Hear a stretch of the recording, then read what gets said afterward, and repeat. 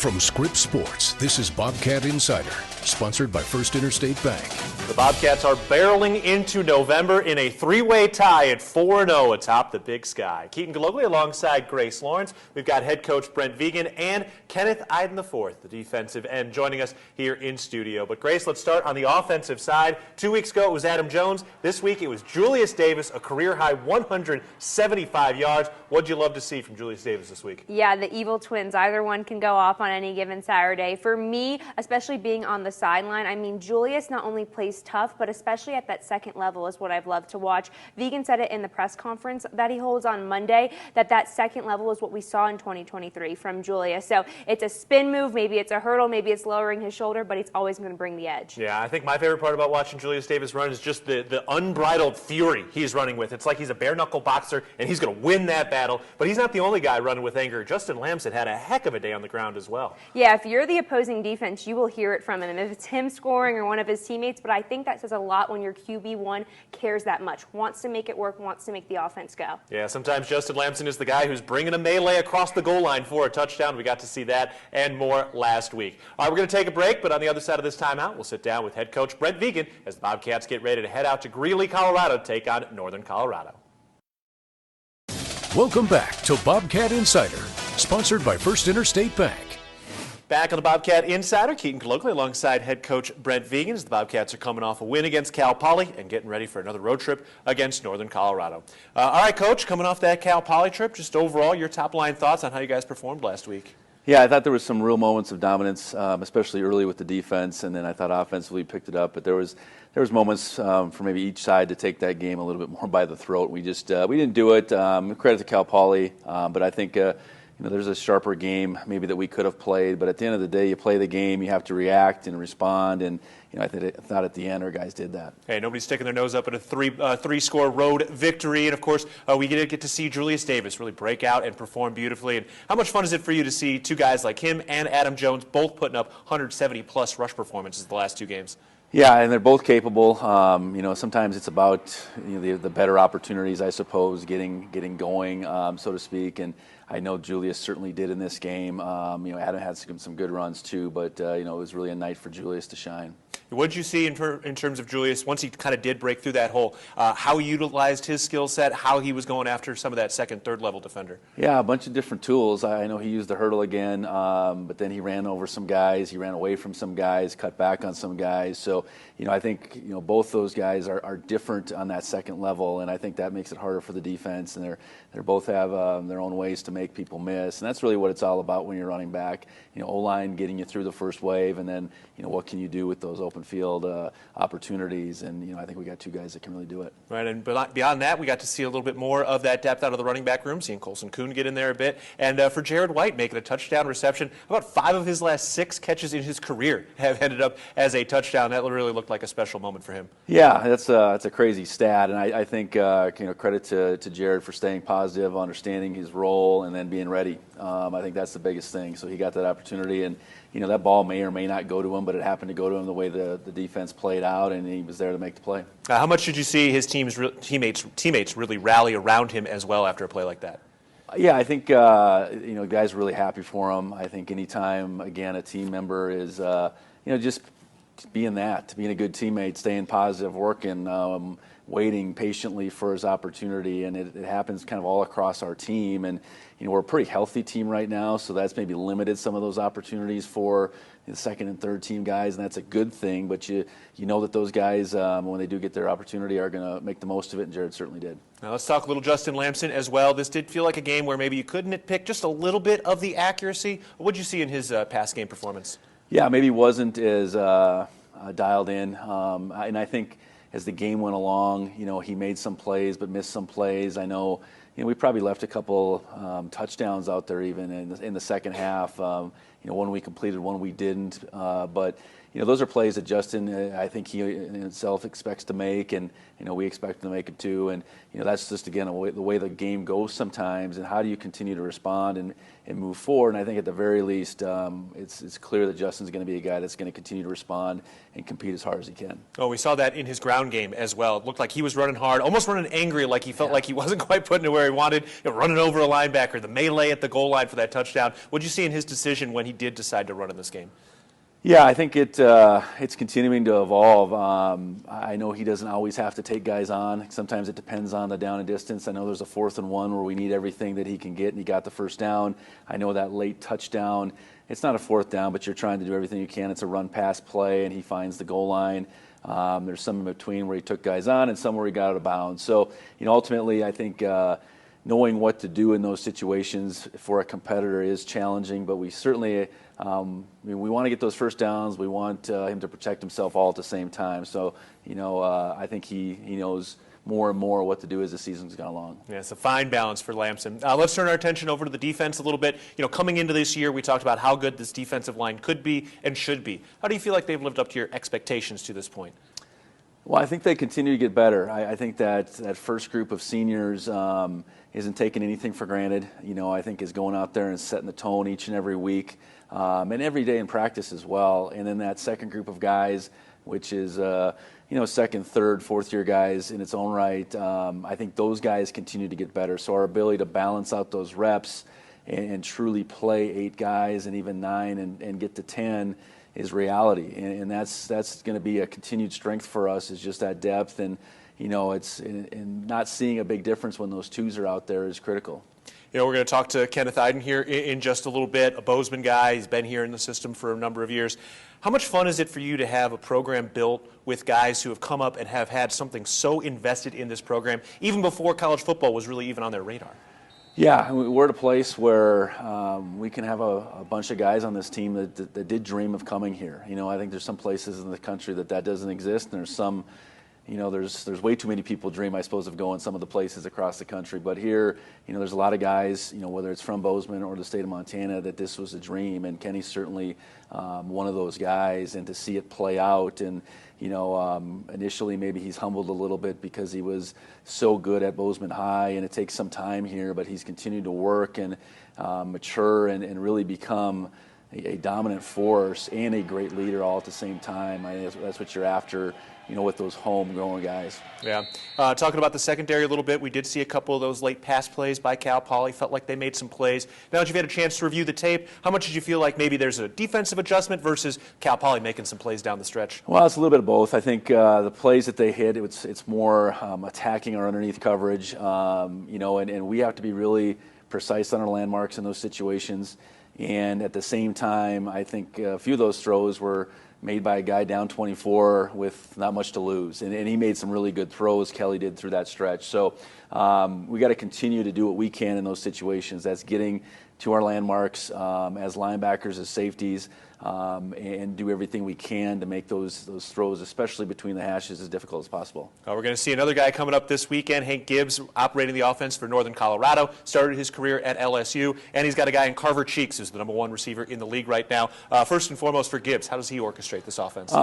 Gibson is a really smart player, I think. I think he's a guy that knows where he wants to go pre-snap. He's looking for as many one-on-one matchups as he can. Cheeks in particular, 50-plus catches, 800-plus yards right now, and he's going to just throw it up. And so we got to be, I think, particular when we want to put our guys in one-on-one matchups. We want to change the picture for them and really rally to the football. They're going to throw the ball a lot, which means they're going to complete it from time to time. Again, I've said it over and over again. We got to be able to affect him, and then if he does complete the ball, we got to be able to tackle it. And on the defensive side, they're #1 in the Big Sky in pass defense. What are they doing well there? Well, I think it's twofold. They're at the bottom of the rush defense side. I think teams have been able to run the football on them. And I think as an offense, whether it's us or anybody else in this league, for the most part, you're going to do what the defense is giving you. but they have been able to defend teams in the past because they do play a fair amount of man-to-man. And when you play man-to-man, you challenge receivers, you challenge quarterbacks to be very precise, and I think that would be the big thing. So we got to be able to find balance, but getting a run game going is first and foremost. But I do think there's going to be some big play opportunities for us, and we got to be able to make some of those. All right, looking forward to it. You getting dressed up on the plane? We're traveling on Halloween. Oh, no, in a suit. This is dressed up. All right, we're taking a break. When we come back, Grace Lawrence will rejoin us, and Kenny Iden joins the program in just a bit on the Bobcat Insider.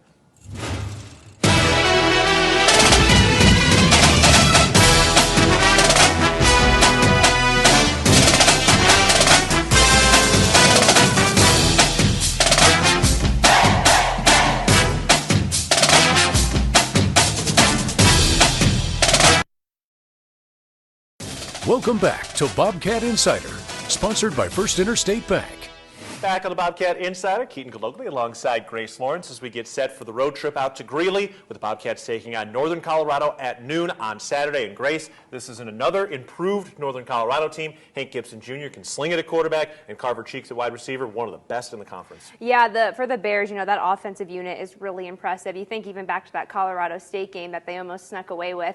But it's all going to start up front for the Montana State defense. The defensive line, it's 4 seniors. The second string line is so good. They got to be stout in that pass rush. Yeah, if they can get him off his platform, they'll be feeling good about it. And we're going to talk to Kenneth Iden IV here in just a second. But Grace, he's another guy who went to Bozeman High. He grew up a Montana State fan. This was his dream school. And I think one of the cool things about this program is so many of these guys on the team grew up as this was the place they wanted to be. This is the place they wanted to make an impact. It's so special. You don't really get that in many places in the country anymore. For them to grow up here, to want to come here, and then to carry on that legacy for Kenneth, it's a family legacy, and it's also really important when you win the in-state recruiting battle, you also maybe win that game at the end of November. But we're sticking with Northern Colorado right now, that impressive D-line that's led by senior captain Kenneth Iden.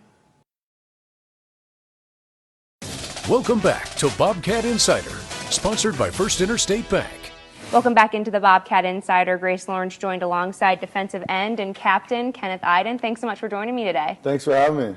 So you guys, you're coming off the bye. You played Cal Poly. What stood out most in that game? Your defense held them to 3 points through 3 quarters, then gave up a couple scores late. I think we started strong, which was a good thing. Coach Howe challenged us with that, making sure we're getting off the bus, coming off the bye week. But, yeah, we did give up a few late, but, I think we stayed resilient, we stayed in the fight, and, was able to finish out strong. But, yeah, I was really proud of us starting off strong, and yeah. Yeah, as a senior, how do you set that tone, especially on road games, for everyone to get ready? I think it's just kind of throughout the week in practice, just, making sure that you're at the front of the line, you're starting off practice strong, you're having intensity throughout the week in practice, and then, making sure you have a good level of focus on Fridays while we're preparing for the game, and then Saturday when that comes around, making sure, you're in the front of the lines and stretch lines, and, you're making sure energy's up, and, making sure everyone's dialed and all that, so. And then you've got 4 seniors on the starting line for you guys. So just how unique is that, and how nice is that to know these guys for so many years and be on the same page? It's awesome. We've played together for so long. We have a lot of history together, and, we're like brothers. Me and Paul used to, live together, and he lives with Hunter now. And, Alec's been a great addition. And, I think it's awesome just having that much, maturity on the line as well as experience on the line. And it really just makes it easy to trust the guys around you and play for the guys around you, especially when you have that much history together. So. And what stands out most about Coach Bapp leading your room?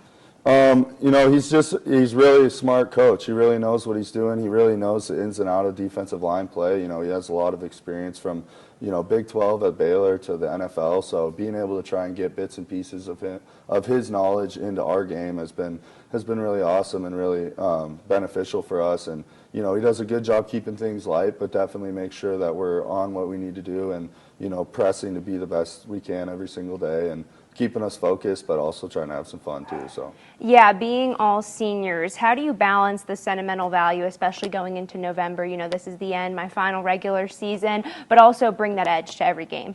Yeah, I think it's honestly just more motivation. Yeah, there is some sentimental value to it, but I think we just try and focus on one game at a time and not try and worry about it, because we know if we take it one game at a time, we'll be happy with the results, and making sure we're getting the most out of every opportunity instead of trying to look too far ahead and missing opportunities that are right in front of us. And so, just using it as motivation, like, making sure we're doing everything we can, going to the last whistle, making sure we leave everything out on the field every time. So.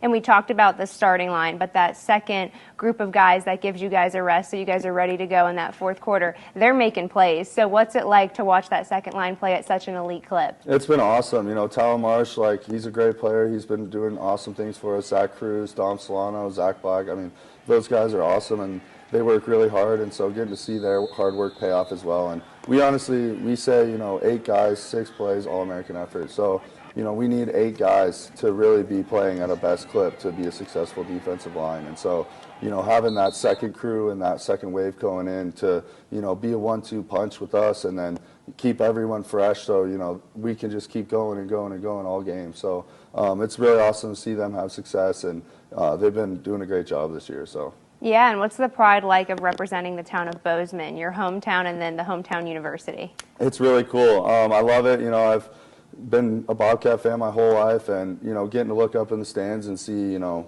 bunch of people I know, old teachers, all that is really cool experience. And all my friends are still here from high school, and so get to see them too, and they get to come watch me play, which is really fun. And just really a big honor, and really excited to be able to put on a good name for Bozeman, and do the best I can to represent this town, and then getting to play for the university. They've given so much to my family, through my dad playing and then me now. So it's just been a really awesome opportunity. Yeah, you mentioned your dad playing. Your parents are at every game. What's it like continuing that family tradition on the team, that family legacy you get to carry on? It's really cool, getting to share that with him. It's been something we've really gotten to bond over, especially the last few years. And, it's really a family affair. My mom's #1 supporter. She's got all the Cats gear. She runs the parents' tailgate and all that. So really a whole family invested into the Cats and playing football and finishing out strong. And it's been a really great opportunity and a great experience, and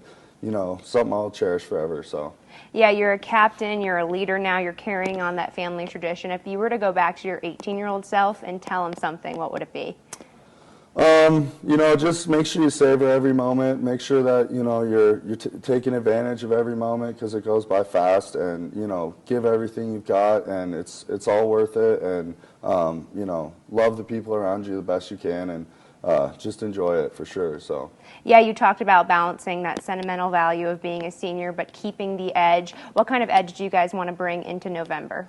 Just an edge that we got to get better every single week, and we're playing for some big stakes, and we know what's out there, but definitely making sure that we're putting our best foot forward every single week. And we always talk about just we got to get better every single week, and we got to push ourselves to another level every single week. And having an edge of just being ultimate competitors, relentless effort is something that we try and do every single day. So. Yeah, playing in the Big Sky, it's a new challenge every single week, and teams are going to treat you like their Super Bowl. What stands out most about Northern Colorado and second road game in a row? They've been doing a great job this year. I don't think their record reflects how good of a team they are. Everyone they've played really close. Probably should have beat Colorado State. Definitely a good team that's made a lot of improvements since recent years, and definitely a lot of they always have really good players, really talented players.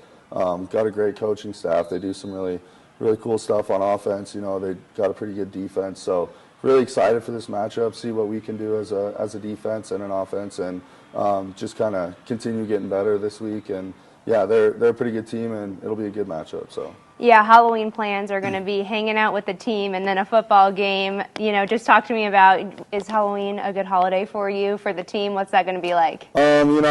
Normally we've had it on our bye week, so guys can kind of go out and enjoy it more and maybe dress up and do all that. But I think this year, with it being a game, definitely not trying to worry about that. Focus on the game, and then, hopefully when we take care of business, enjoy it a little bit on Saturday night. But. You can scare the opposing team with your defense. Yeah, that's the plan. So, exactly, yeah. Thanks so much for joining me. Good luck on Saturday. That'll be a noon kick down in Greeley, and stay tuned because Keaton and I will be previewing the matchup against the Bears this Halloween weekend coming up. Welcome back to Bobcat Insider, sponsored by First Interstate Bank. Well, happy Halloween, Bobcat Nation. Keaton, are you going to dress up as anything this weekend? Yeah, I got a nice Nightmare Before Christmas Halloween tie that my wife gifted me, so I'll be wearing that. What about you? That's really cool. I think I'll maybe throw in some orange or black to the outfit to be in the Halloween spirit. I like it. So we'll put October to bed with our costumes on the plane, and then we're getting ready for that November 1st game against Northern Colorado. And Grace, as we enter into the season's final month of the regular season, let's take stock. Where is this team right now? Yeah, well, I think this team is trending upwards. They always use their arms. They want to go like this and not like this, but it's really true. I mean, this was a young team that was coming together through fall camp, through the beginning of the season, and they don't give themselves much grace. I mean, a shutout against Mercyhurst wasn't good enough. Over the weekend wasn't good enough, even though it was a 3-score win for them. Well, we'll see if they can continue to meet this standard and against an improving Northern Colorado team on Saturday before the Bobcats return home for their final 2 regular season home games of the season. We'll be back next week on the Bobcat Insider.